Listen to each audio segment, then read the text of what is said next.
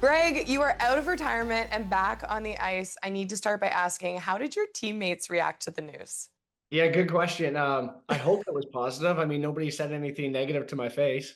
No, that they were one of the driving forces behind wanting to do this in the first place. I was an assistant coach with the team the past 2 seasons, and kind of those side conversations and having coffees, and guys would always be like, "Yeah, I think you could still do it. Like, I think you could come back." And I would still get on the ice in my sled all the time at that point with the team, and so.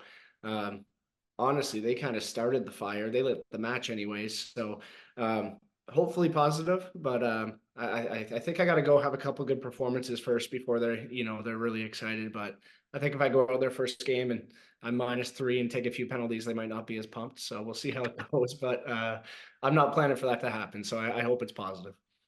Yeah, I'm sure it is. I mean, for so many of the athletes on the team, whether they knew you more as coach or teammate, there's a level of respect there. And that's one of the questions I was curious about because you go from having this assistant coaching position, which is more of an authoritative role, and then now you're going back into teammate. And of course, you're still a leader and a likely one of the veterans on the team, let's call it. But how do you go from that coaching position now to teammate again and kind of position that mindset a little differently? Well, I think like anything in sports, you kind of try to take the positives. And so for me, I've already played with so many guys in that locker room. Like over half the team I've been a teammate with. So like they know me being a goofy guy in the change room. And then they also know me taking it very seriously and doing video and doing presentations as a coach. So I actually think it's a strength because as a coach, I kind of got to build a relationship over the last couple of years with some of the guys I haven't played with. And so I'm not kind of going into that locker room introducing myself and shaking hands and saying nice to meet you. Like it's really just a different relationship on a foundation that's already been built. And so that's something that I think is a tremendous positive. So even the guys I haven't played with, like I really got to know them the past couple of years and what makes them tick and what they're playing for and what their motivations are. And now I just get to kind of lean into that a little bit differently. And honestly, as a coach, you feel so helpless. You can game plan, you can give words of wisdom and advice all you want, but like you can't get on the ice and actually help. And so now I get to kind of back up my words, and instead of saying, "Oh, like I think I would have done this," or maybe we could have done that, I actually get to get out there and try to implement it. So I'm excited. I hope they are as well. And no, the relationships are great, and I think transitioning it's a positive. We just get to build on relationships that we already have. And now knowing that, it's almost like the bird's eye view, but as a coach, you're able to see things differently than you did as a player. What are you aiming to bring to the game now with that new perspective? I don't know. I think as a coach, I watched a ton of video, and that was something that I maybe lacked a bit as a player. I just find when I was a player, like I would always prioritize rest and recovery over, going and rewatching a game 6 times before bed or watching all my shifts before bed. Like I wouldn't do that as much. And as a coach, you have no choice. It's part of your job. And so I watched so much video, and so I'm hoping that positionally I can be a bit stronger than I used to be. But I mean, at the end of the day, I haven't been there for a couple of years. I'm a couple of years older, so I'm not so much transfixed on what I learned as a coach. I'm more just trying to play catch up right now. I'm trying to get in the best shape I possibly can. And I'm just hoping that my body doesn't explode the first time I get hit by a young, fit guy from another team. Yeah. Oh my gosh, I can't imagine. Well, your accolades speak for themselves. I mean, you're a five-time Paralympian. You won a Paralympic gold medal. What I want to know, just from curiosity perspective, like, do you have to retry out for the team, or do they kind of just like throw you in there and have confidence that you're ready for the game? It's a bit of both. Like the coaching staff in Hockey Canada has been so supportive through this process, and I don't think I'd be as far along as I am without them. And they've been in my ear, like we believe in you, like take the time you need, like you're gonna get there, you're gonna get there. My teammates have been incredible. Trust me, there's been a lot of setbacks throughout this summer and even right now in terms of just injuries, body holding up, and everybody's been super supportive. So it's been funny because we had a media day when we were out in Calgary a couple weeks ago, and everybody was like, are you excited to get to your 6 games and all this stuff? And I kind of was like, hey, like slow down. It's like so much has to go right between now and the end of the year. So I'm hoping to be good enough. I'm hoping to make it, but you got to stay healthy. You got to make the team. You got to be a good teammate. There's all those things that go into it. you have to bring positivity. You have to be somebody that adds to a gold medal, not takes away from it. So, I'm not sitting here right now like anything is just guaranteed for me. I'm sitting here right now with the excitement of like a 18, 19, 20-year-old kid just trying to make the team and trying to get there. And so, I feel more alive than I felt in years because for a few years there, my life was just Groundhog Day. It was just hockey, compete, rest, compete, train. It was just all the same thing time after time. And so this is fun. I like a little adversity. So that this is challenging. It's tough, but it's really exciting at the same time. So I just can't wait to get going and get into the first game. Yeah, and spoken like a true athlete, you have to. I know, I can imagine for any team sport, you wouldn't want to be named to a roster that you didn't earn your spot on. So I do look forward to watching you earn that spot over the next few months. We've kind of pivoted around it a little bit, but right when you joined the call, I asked, were you expecting this? So let's start with that. What's your why? Why are we coming back? What led to this decision? Yeah, I mean, it's honestly a loaded question. I could give a keynote speech right now, and I'll try my best not to. Um, but you go away, and I think for most athletes, especially in the amateur sporting world of Olympic and Paralympic sports, a lot of us don't compete in these disciplines to make millions of dollars. I've been playing since I was 3 years old, and I saw a great quote by Sidney Crosby the other day talking about why he never goes more than 3 days away from being on the ice, and he just said that window we have as athletes is so small that you got to take advantage and maximize it. And I kind of agree with that, where that window is small. And when you're done and you're at the finish line, you realize it went by in a blur. And so if I have this opportunity to do one more and do my favorite thing in the world, I'm going to do everything in my power to take advantage of that. So that would be one reason. I think a second one would be I went away for 2 years and I had a couple of kids and started a family and did all that. And I never got to compete as a dad and as a family man. And the thought of being in Italy and having my son and my wife and my daughter kind of cheering that on would be something that's incredibly meaningful and special for me. And I get goosebumps just thinking about that right now. So that's a huge motivator for me as well. And then finally, I won a gold medal in 2006 in my first games. And it's been a lot of heartbreak, a lot of tough moments from that start till now where we didn't win gold every Paralympics since then. And I do believe that we're going to get back on top. I do believe that we're going to be gold medalists again. And I just so desperately want to be a part of that team when it does happen.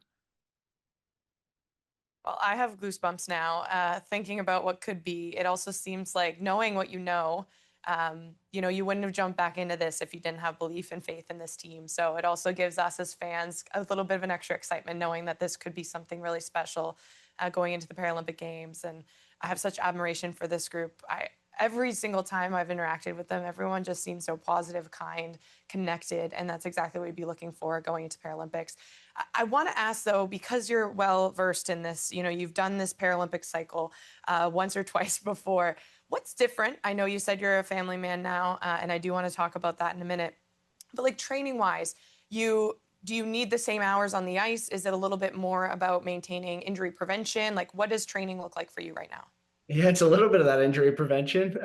It is harder. I'm 39 years old. I've kind of accepted the fact that I'm not going to be throwing up my PR on bench press and some of the stuff. My elbows hurt, my back hurts. So for me, it's just about kind of being as fit as I can. I don't think I'm going to hit the same scores I hit in some fitness tests at 27, at 39, but I can probably get pretty close. And so really, it's just about it's like any athlete or anybody in high performance, whatever profession you're in, just trying to be your best self. And I know that's kind of corny, but I've worked with a lot of different sports psychologists and professionals over the years, and it's a lot of different messaging, but the bottom line is kind of similar, and that's just trying to be your best version, stacking good days on top of each other, and just trying to be better every single day. So I think if I just kind of take that attitude and that mantra and every day try to get a little bit better, I can live with the results at the end of the year if I did my best every day. So I'm totally okay with that. For me, it's all about training as hard as you can, leaving it all on the ice, and just living with the result. I think that's a good way to go about it. A great way to go about it. And you spoke about fatherhood. You do have two little ones, Dylan and Annie.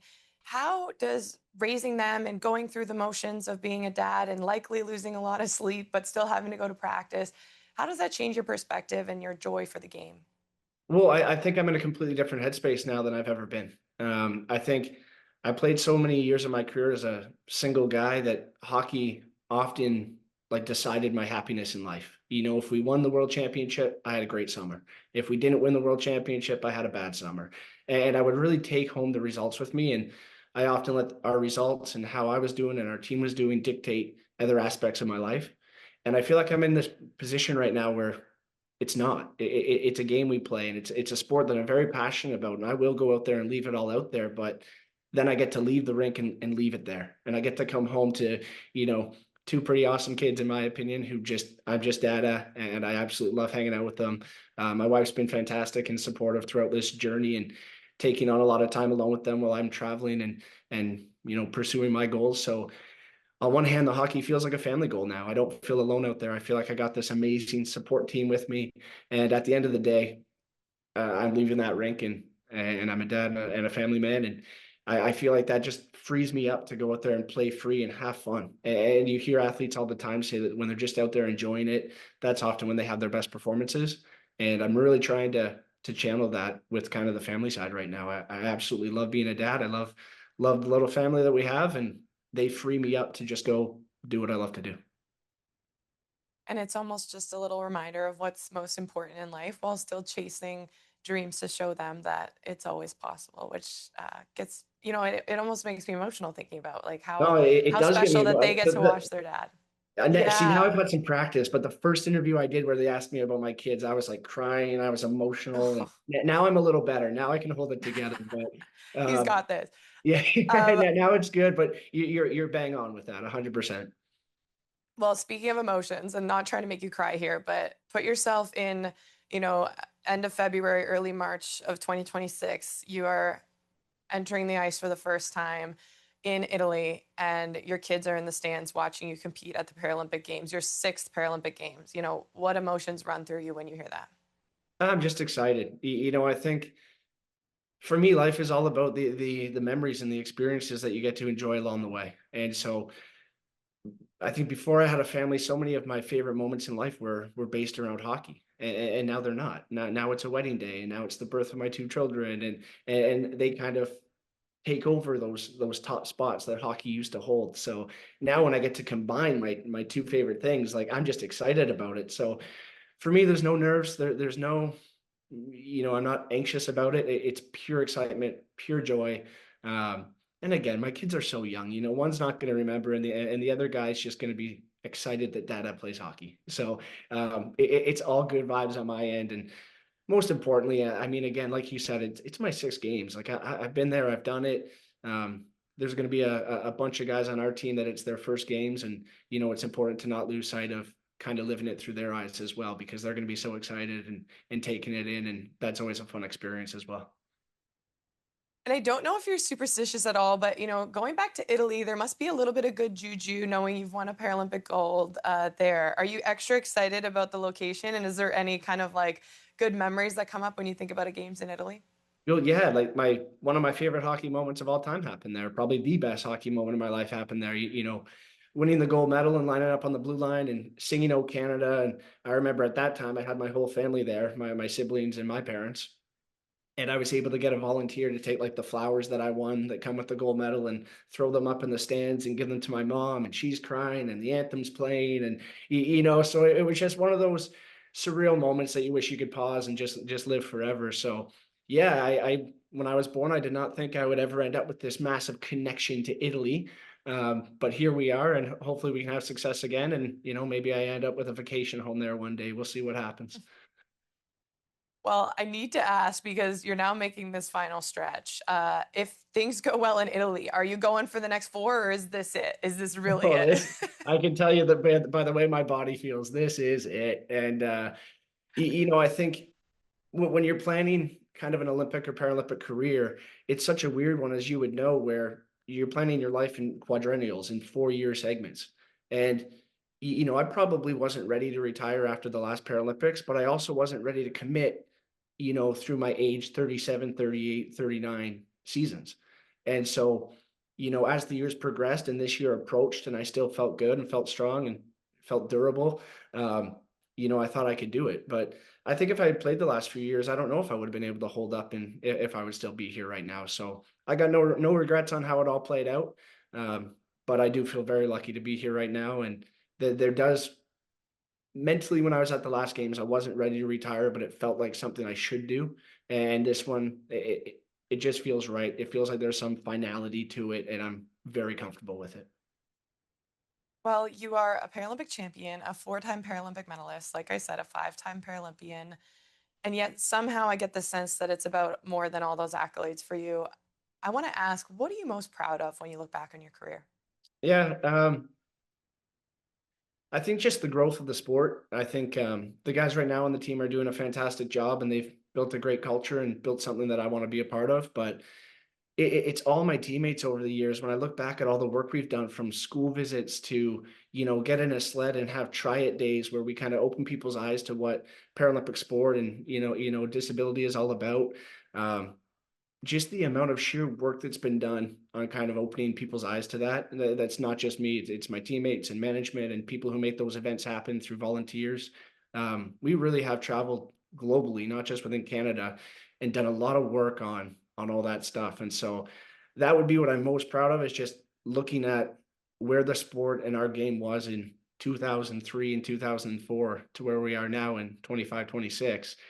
The growth has just been incredible, from the level of athletes, from the exposure on the game, and that's just something that I'm thrilled to just be a small part of. And speaking of growth of the game, we were fortunate to watch the women get to compete in their first para hockey world championships just about a couple weeks ago. I wanted to ask you what that meant to watch them, knowing that that's been a huge stepping stone that they've been striving towards, and hopefully one step in the right direction toward the Paralympic Games one day. What do you feel about the women getting a chance to compete at the World Championships for the first time and coming home with a silver medal? I'm so happy you asked that question, because I'm so happy for them. They've been working so hard in the shadows without a lot of funding, without a lot of support, and they deserve their own thing. They deserve their own Team Canada. They deserve the right to live out their childhood dream just the way that I got to live out mine. And so I'm just so happy for them. And whatever the result was for that, it didn't matter. It was more about just the tournament going off. They're now a step closer to being a part of the Paralympics. Um, and I know a lot of those girls very well from coaching and getting on the ice and practicing. And gender is pretty irrelevant when it comes to sports, because we're all just as passionate. We all care about putting that maple leaf on our chest and representing our country. So in my conversations with the ladies, they had just the best time, and they were so proud to be there. And I was thrilled for them. They deserve it.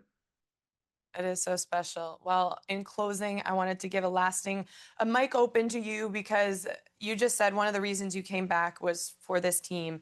To get Canadians a little excited about the Paralympics coming up, what is so special about this group of men, and why are you so pumped up about Italy?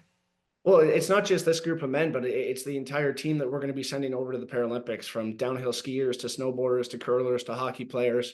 The Paralympics is a grade A sporting event. It's something that when you wake up and you're looking for something to watch, check it out. I think that the sports are top notch. The athletes are phenomenal. And on top of that, you just get these amazing stories of resiliency and battling adversity and leadership. And I think that once you start hearing the stories, seeing these magical performances, I think once you're hooked for life. And so I just encourage people to tune in and give it a shot.